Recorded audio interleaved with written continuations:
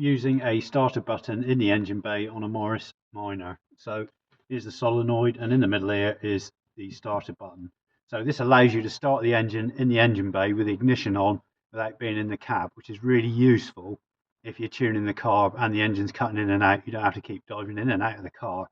So it's useful for that specifically. When you use the starter button, tend to use bare hands. You ball of your thumb here.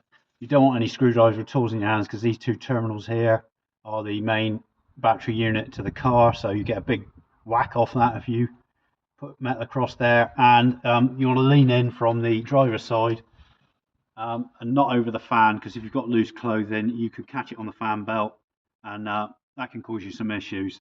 So in the earlier types of Morris, the starter button is located in the engine bay here. But on the later Morrises, and we'll just go over to our Traveller, and we'll show you where it is on there.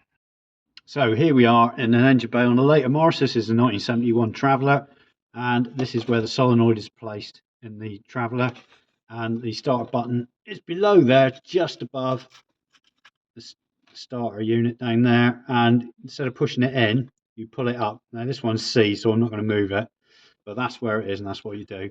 Now we'll go back to my 1954 and show you how to use your engine bay starter button.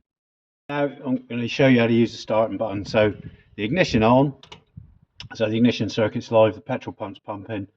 Now it's -1 and very cold, so hopefully this old girl will start. She's been sat for a couple of weeks, so let's give it a go. Not bad. And that's how you use the starter button on a Morris Minor.